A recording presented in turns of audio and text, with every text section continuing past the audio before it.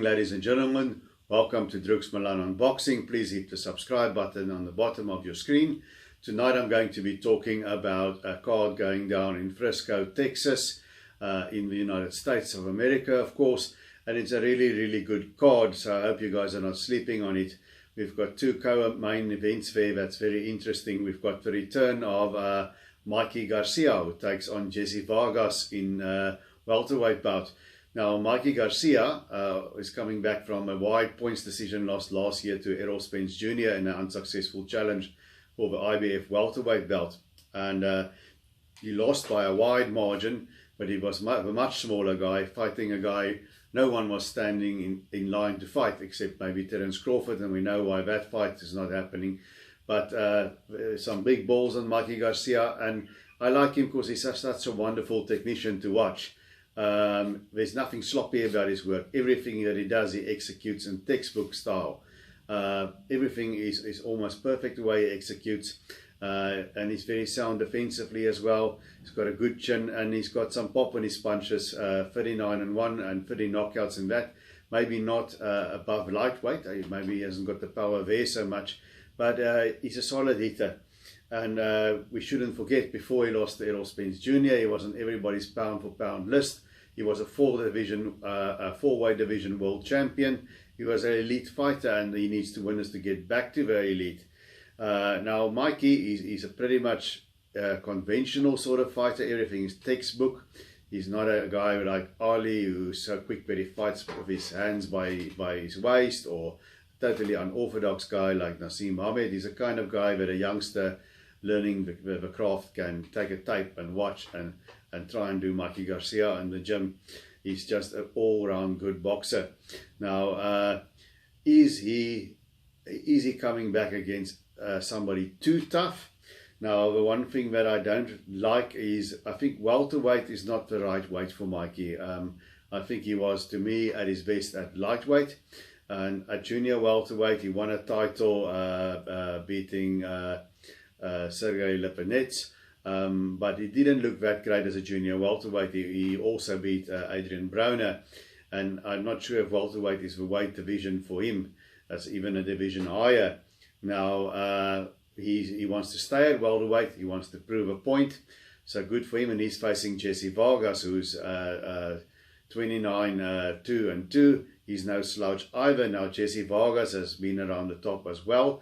He was never really considered an elite fighter like Mikey, just a very good fighter. He had titles at junior welterweight, and of course he was the WBO welterweight champion, winning that title, taking somebody's out, knocking out Saddam Ali. But he's also come up short against Manny Pacquiao, took a knockdown, lost clearly on points, and also against Tim Bradley, he was outpointed there, although he did hit Tim Bradley with a shot in the death knells of that fight and had him wobbling around badly, but it was not enough, and he lost to Tim Bradley.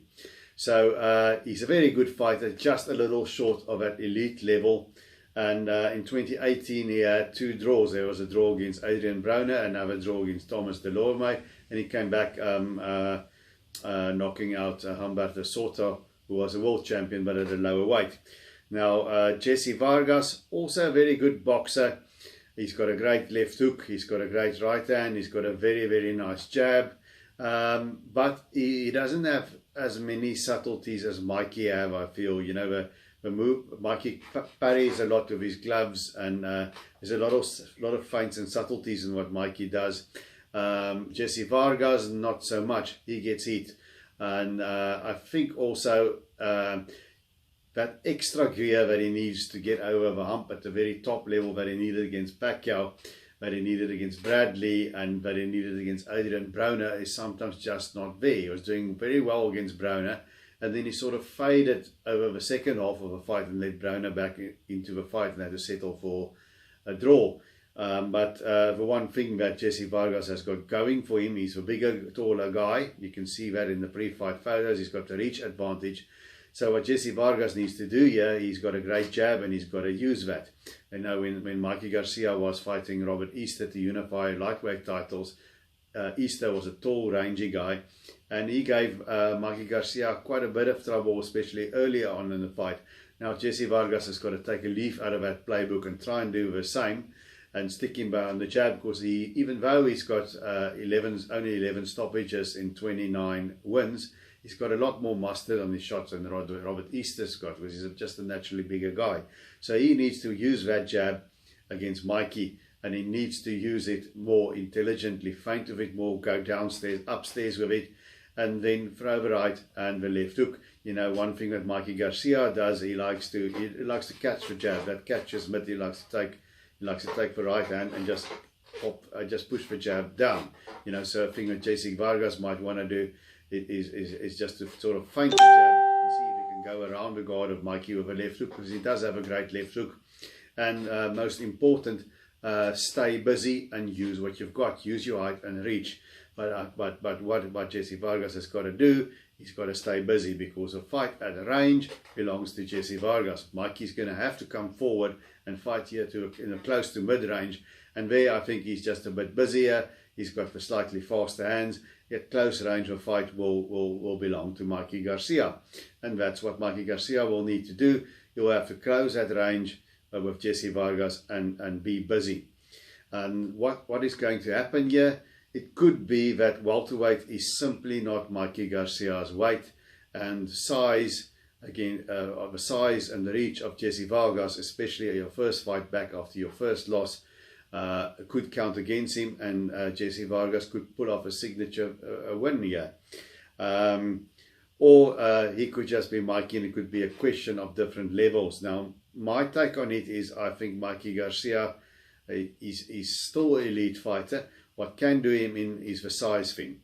But if I look at Jessie Vargas, yes, his last fight he stopped Humberto Soto, but Soto was a smaller guy, and he couldn't get over the hump quite against Adrian Broner, because he faded late in that fight, left Broner back in.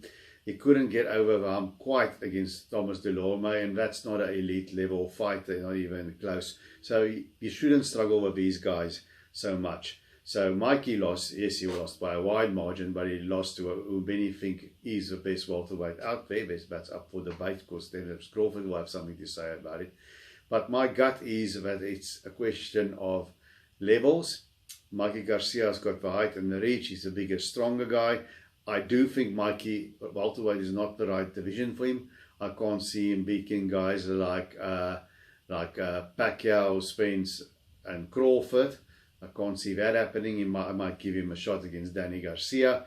But I think Mikey's not in the right weight division. But I don't think Jessie Vargas is the guy who's going to show him up. If Vargas uses his jab, controls the distance, and he's busier, he'll win this fight. But I just don't think he can he can maintain that level of activity for a full distance. So I'm going with Mikey Garcia to win a close points decision over Jessie Vargas. Now, in the other fight, we've got a little guy called Roman Chocolatito Gonzalez from Nicaragua. Now, he, in terms of in-ring accomplishments, he's definitely the greatest fighter from Nicaragua. The other famous guy from that country is, of course, Alexis Arguello, whom, of course, we know from freeweight world champion, whom we know because of his legendary fights of Iran prior. But Roman Gonzalez, when recently people were polled to pick the fighter of a decade from 2010 to 2020, you had all your usual suspects like Floyd Mayweather, Manny Pacquiao, Canelo Alvarez was some people's choice. Some people had Andre Ward in there. Some people even had Vladimir Klitschko. And another guy that popped in there, thanks to a more hardcore boxing fans or the guys in the industry, was this guy, Roman Gonzalez. And unfortunately for him, being a small guy, he won world titles at 4 weights: strawweight, junior flyweight, and a junior bantamweight or super flyweight, where he will be fighting at on Saturday night. I think, unfortunately, it's only late in his career that American audiences picked up on him when he ended up on HBO in his last flyweight title defense, I believe, against Brian Valoria. And that when he was already on sort of just past the prime of his career. But he's a wonderful boxer, a great pressure fighting, volume punching style, lots of feints, lots of shoulder rolls, lots of defensive moves of it in, goes to the head and the body. Beautiful how he combines those head and body shots. But eventually he ran into deep water. He got his first losses back to back. He lost his title to Sri Saket Sorum Visai, the Thai tank, in a great fight, and a decision that most ringsiders had him winning, in fact. But they gave a decision to Sorum Visai. There was a rematch, and this time Sorum Visai put him on his back and knocked him out. Not a good look.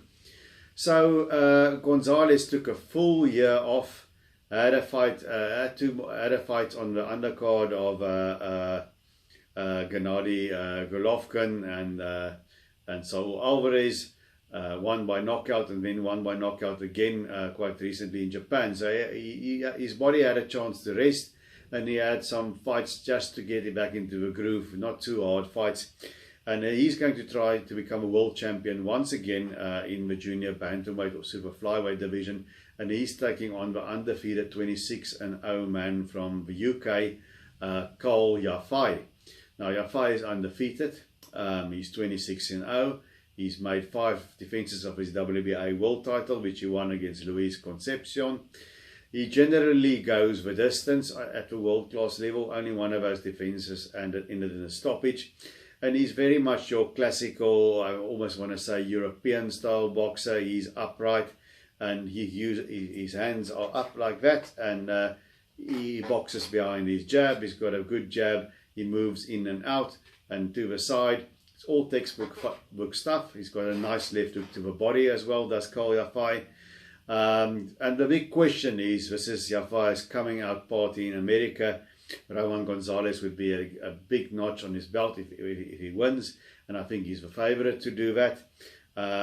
People consider Roman Gonzalez past it, but many great fighters have one last great performance in them, one last world title maybe in them. And I'm thinking about Roberto Duran beating Iran Barkley. Duran was older than Chocolatito. I think he was further on the downside of his career, but he pulled out one last great one to beat Iran Barkley. It's the same situation here. Much different fighters style-wise, much smaller guys, but I'm kind of feeling that for this fight, you know. What I've noticed about Khal Yafai is when you get on the inside of him and you start teeing off, you know, he blocks with his gloves, but it's not...